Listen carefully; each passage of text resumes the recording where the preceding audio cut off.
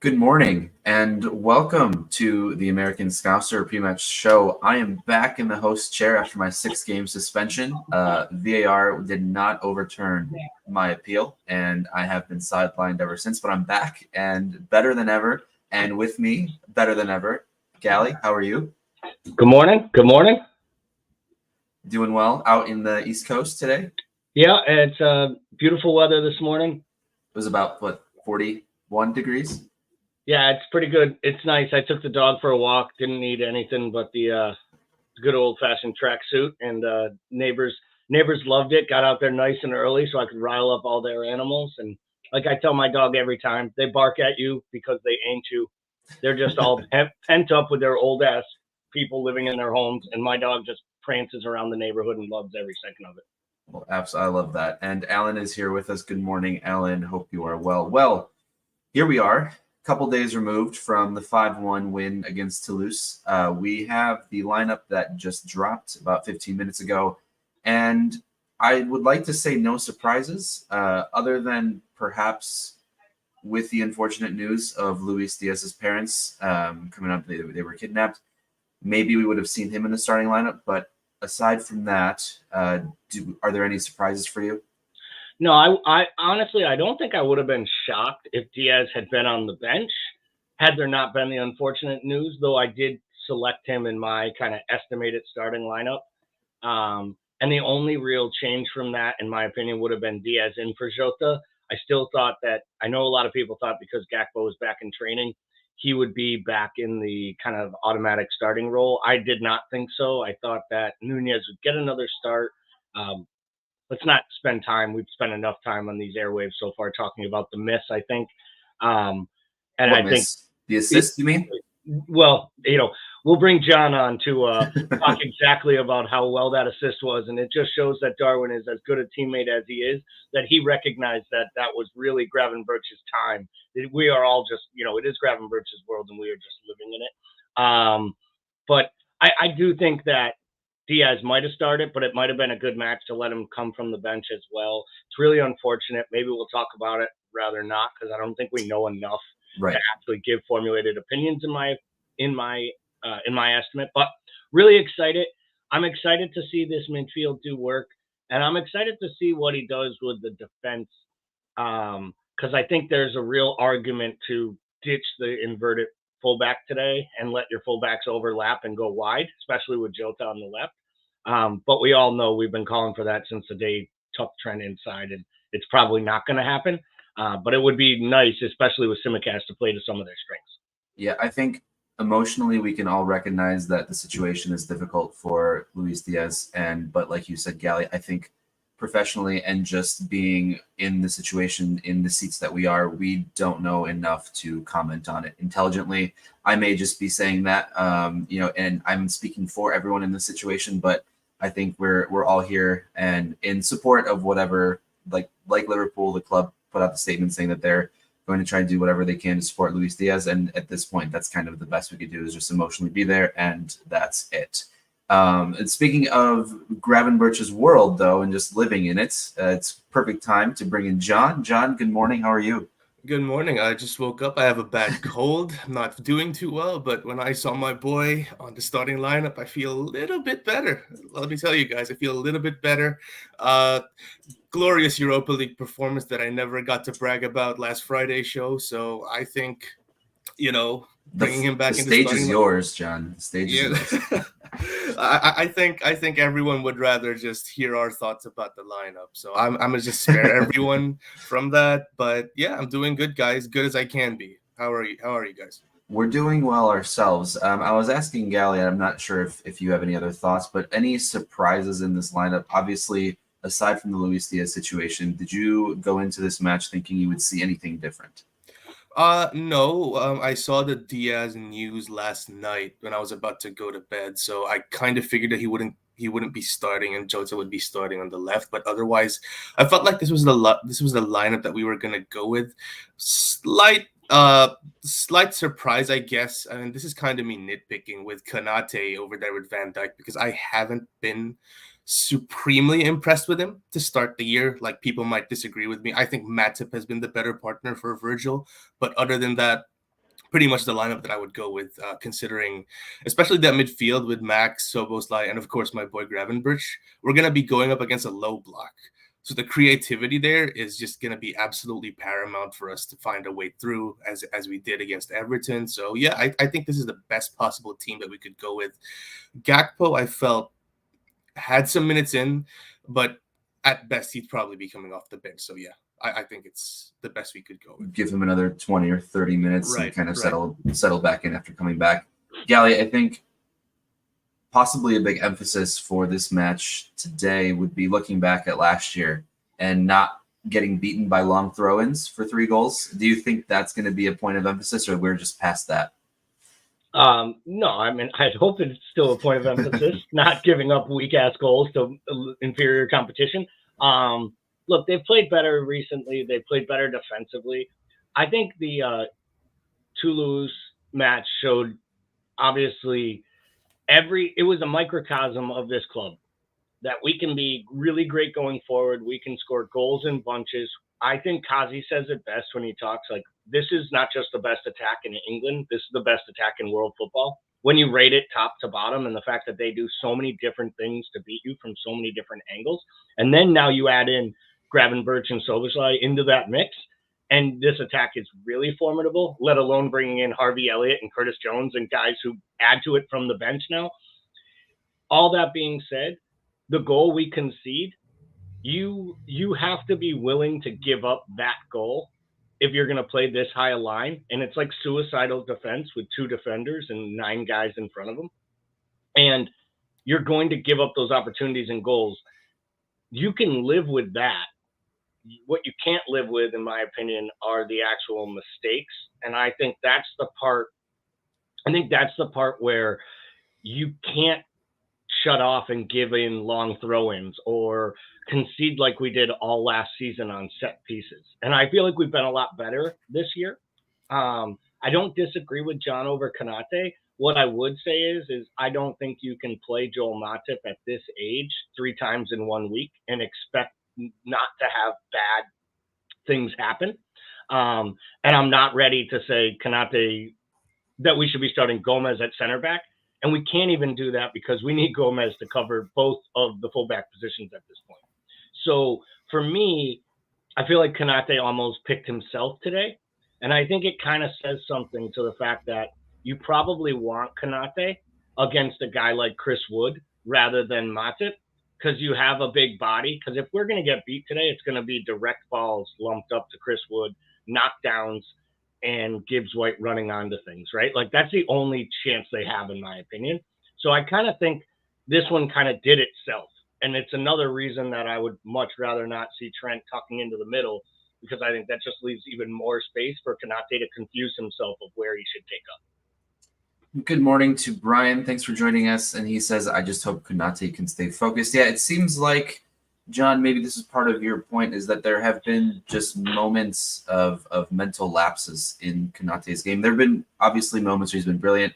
And I think at some point there's got to be that fine line that you balance between how much can you afford to lapse on versus how brilliant you are. And I think Kanate might be treading that line a little bit. For Gally, a little bit more to the one side, for you a little bit more to the left, to the other side. And so what I think overall, at least from my opinion, and then listening to you guys, I think Kanate with Van Dijk is the hopeful partnership that we want to see. So I think given the ability to play together is going to be really nice to see. I think Forest, John, this year, they've only lost 3 times. They haven't really been that poor of a side. And the 3 losses they were all away matches, and they were all pretty tightly contested, all for one of them, I believe. Do you think this, and I know sometimes we talk about how this isn't a thing, but do you think this might be a fixture that might be getting overlooked a little by the players? Yeah, it has all the potential to be a trap game. The game that we beat them in last year, I mean, obviously we lost to them away. I'll never forget that, right? But we won against them at Anfield 3-2. It was a pretty tough game. So, and they lost to City, with City being down to 10 men by only a slim margin, if I believe, this year. So they're not a pushover team. They're definitely going to give us a threat here. So it kind of, I think it might work out for us in terms of trying to keep us aware, because last year Klopp knows how difficult these guys could make in terms of, make our lives difficult. So maybe the players might be a bit more locked in. We won't get a Bournemouth start where everyone was just misplacing passes here and there. So hopefully that's how it goes for us. But yeah, definitely, if the players are thinking that this is going to be a day off, absolutely not. So yeah, hopefully that's the mentality that Jurgen has instilled on the team. And of course, we're all expecting a win. It's at Anfield. It's at home. It's with our strongest lineup, but it's not gonna be a cakewalk. That's for sure. Gally, do you feel like this match? I hate to make it so hyperbolic, but it's sort of the make or break performance that we need from Costas to really see what he's really made of. Do you think this is the match, or do you think that's being a little hyperbolic? I think that's a little over the top, purely because the guy's getting his second start, arguably in 18 months, like second consecutive league start in that long. And I just don't think that's fair. I think he can improve, and I think he will improve. I don't know that he has more than 60, 70 minutes. To Tanya Godfrey's question in the chat, it is 10 a.m. Eastern or 9 Central or whatever that would be in the Western time, 7 a.m. Pacific. I'm not sure what it is. It's 5 hours in the future or 6 hours in the future in the other direction, because they decided to set their clocks back and we didn't. Look, I went from a weatherman to the time continuum as well. So I'm just going to keep spewing new time zones. And just throw you all the hats. In the middle. Yeah, I don't know what time it is in Hawaii, but it's probably too fucking early to get up because you're in Hawaii. But I think really what Costas has to do is play within himself, but he has to remember that he's in this lineup to do a little bit of defending and create opportunities going forward, because that's what he does best. I'm excited to see him on set pieces. I think the more he gets to work with Virgil and Kanate, I think the timing will get down. Can I just call for this right now? Can I never see another short corner from this side? Because we've never worked anything off a training ground pitch that actually came off and worked ever. I've never seen anything work that actually works with this side. Wasn't that Endo goal last Thursday? It was, but it was, but it wasn't, let's be honest. One of us could have scored off of that header. He was basically marked by an 8-year-old who didn't go anywhere near him. That was like, that whole performance has to be taken in a microcosm, because that team's not very good. Like, let's just be really honest here. That is a weak French side that found a way. That just shows how weak the French league is, if they're actually putting teams into a worse competition than the Europa League, and it wasn't Toulouse. So for me, I personally would like to see Costas go forward more. I would like to see Costas utilize a little bit of his running. I'm with Timuchin. I think he's too soft. So I think when he's asked to man-on-man defend, he's in real trouble. So hopefully they'll be able to work that out. And I do think Gravenberch has to keep like a mental reminder in his head that he's got to go back and help defend. Because if you leave Tsimikas on an island, he's not Andy Robertson. He's not going to find a way to make things happen. And, my bigger concern with Costas is that he takes an early yellow occasionally. And I think that really puts him almost like on ice skate. So I'd really like to see them kind of solidify that left side today. And I think, I've said this before, I think Robertson is out until at least January, if not early February. It was a bad dislocation, and you never know with these, and they come back, and when they come back much worse. If he's actually having surgery, like they're saying, he might not have even gotten to the point yet where the inflammation went down enough that they could cut him. So this is going to be an extended period, and we need Costas to play that role. Because, Chambers looked okay on Tuesday, but he is not ready to play a defensive position in the Premier League. Yeah, still a kid at heart, really, and that's what we have back there. Not to go too far in the future, then, John, but I was going to touch on this just briefly. Given the extended absence, do you think there's just that much more pressure to bring someone in January on that left side, whether it's a left back, whether it's a left-footed center back? What is the stress level there, you think, for the club?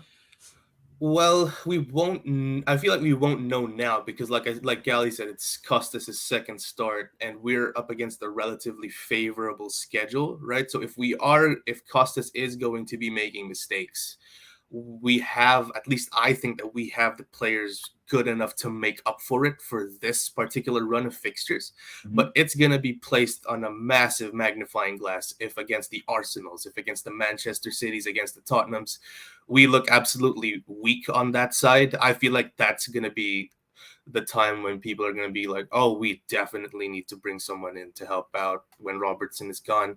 Another solution would probably be my boy Joey G to be placed at left back. While he might not be the best going forward, defensively, you definitely could count on him more than Costas. The problem is we're taking away potential right back and center back depth by putting Gomez's name in the hat over there at the left side. So it's not ideal in any scenario. So I do think if there are any issues, if there are any calls for a left back to be brought in, it might be after this favorable run of fixtures, if ever it's going to happen. Hopefully it won't.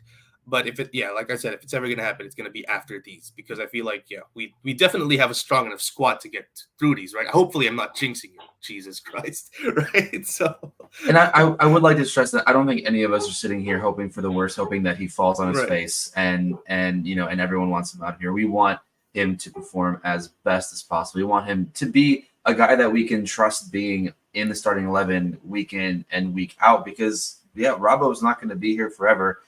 We already started seeing glimpses of shades of a little bit of a decline here over the last couple of years, slightly. So having some sort of plan there would be ideal. Brian goes on to say, yes, we've really needed a left-sided defender since last season. And I don't know if he is left-footed at all, but I figure this is a good time to throw this in, you guys, in case you haven't yet. Like and subscribe. Smash that like button. Like and subscribe. Smash that like button. Good old friend Paul Bickler. Gally, do you? I'm sure he would go. I would say he probably goes down as 2-footed, as in he puts 2 feet in his mouth usually when he speaks. And if he was going for a tackle, he would probably come in with both of them, one aimed up at your ankle.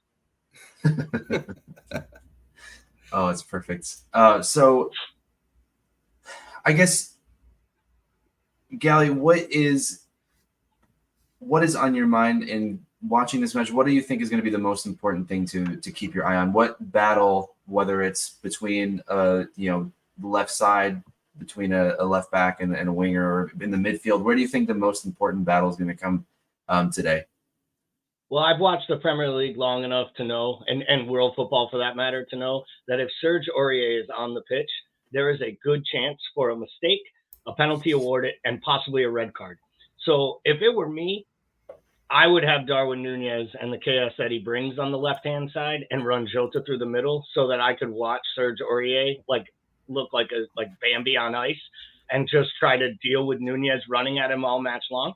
I don't think that's what will happen, but I would attack these fullbacks. It's hard to know which is your best fullback if you have an entire club of fullbacks. And I'm pretty sure that Forest has bought every available fullback that was on the market for the last 6 consecutive transfer windows. So for me, I think it's kind of how Mo and whoever's on the left match up throughout the match.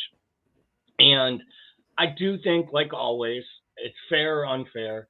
I think this match will come down to the eyes of people judging Darwin Nunez. He could score 3 worldies and miss 2 sitters, and people will call him a bum.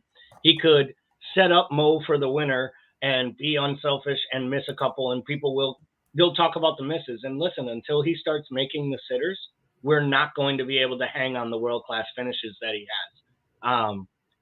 Again, his numbers, when you take into account how much he hits the post, crossbars, sides of the post, and gets shots on goal, his numbers are actually really, really good for a striker. The number of big chances he's created in his time at Liverpool are like the most ever by any player. With I think it's 30, 50 appearances, whatever it is. It's crazy, his numbers. But you can also rack up those misses. So for me, this game, like most, it's going to come down to, can we stop them on the big counters?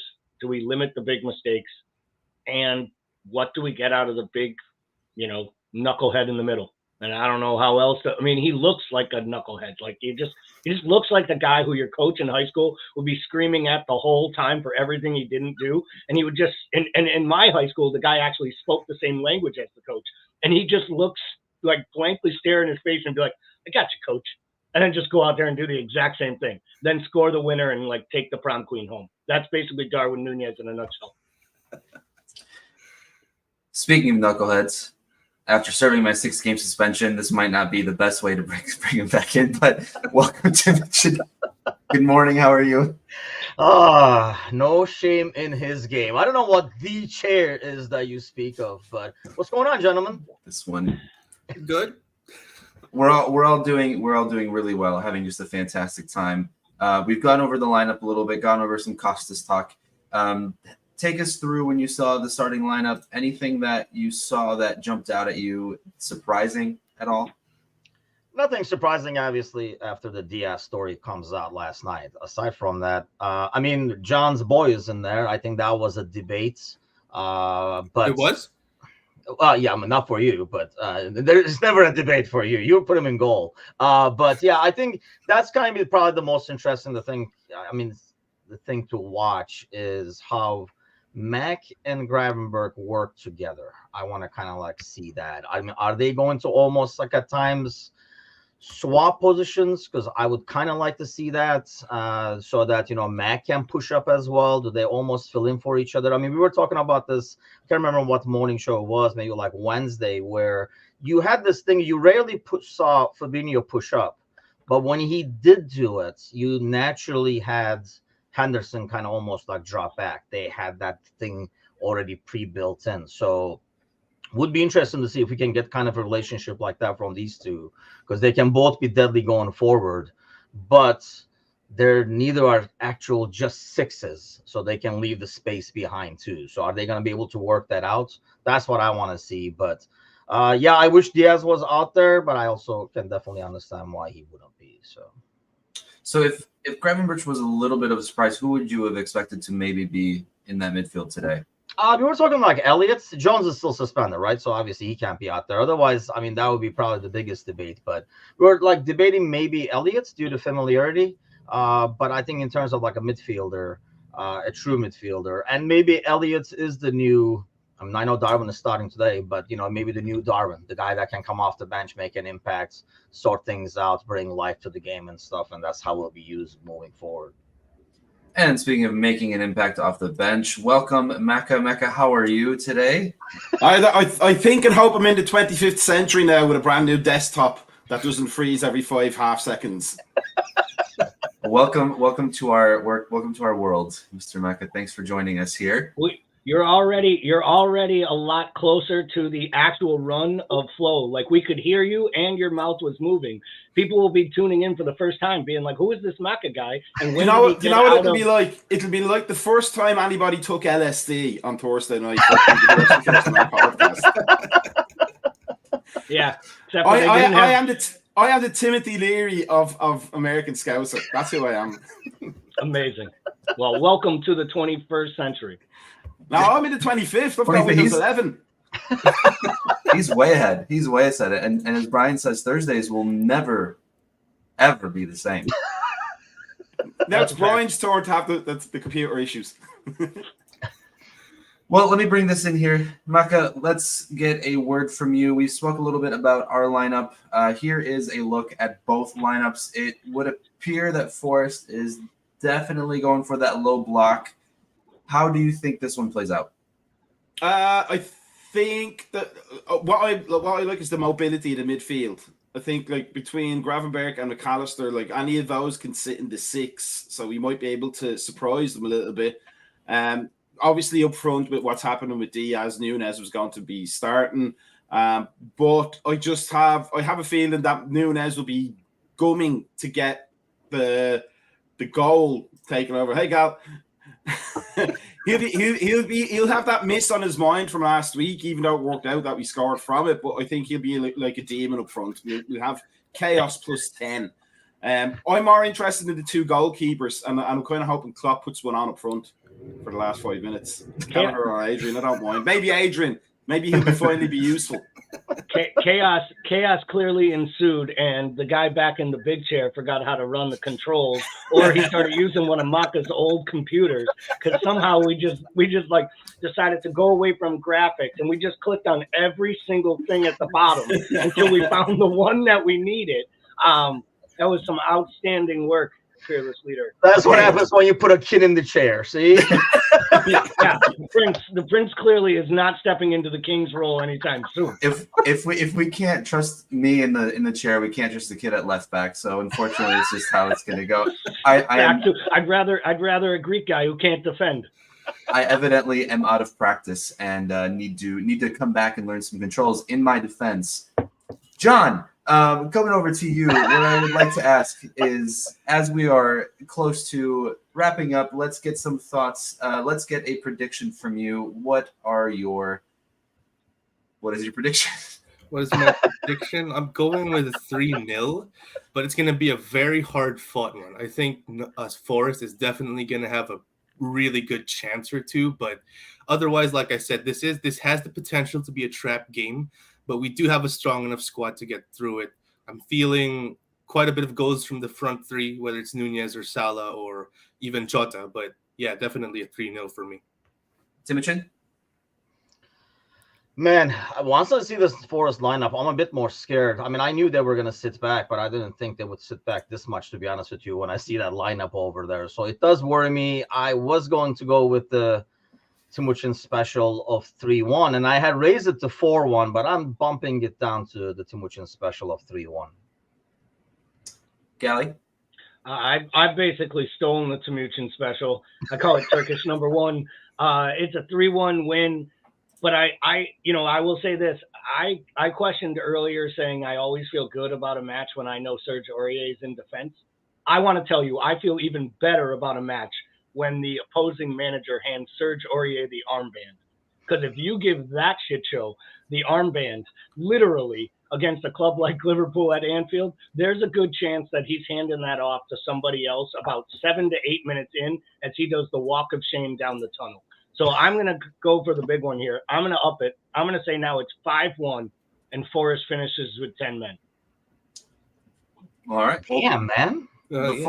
Before we get Maka's prediction here, I would like to say, anyone in the comments, if you predict the right score with the right goal scorers, American Scouser will send you a little gift. So get your predictions in, and we'll make sure to 100% send that out if you get it right. And I love how Tim was like, "We're what?" I was just We're doing this now? Okay. I'm in the chair, god damn it. I was just gonna say, who brought this guy back? Like, this is like when a player comes back from suspension, just starts a match, does something crazy ass, and then just starts like goating the crowd like they need to get louder or something. Like, you just showed up and you're handing out the swag. You're deciding, like, you realize that as soon as this video ends, the comments shut off. Yes. Up to us. That's why they have to get their comments in now, and I will personally pay for it. So don't worry about it. I got this. Maka, your prediction. It's good. Well, I'm going to give my prediction because I just realized I'm in the comments. So I'm qualified for this.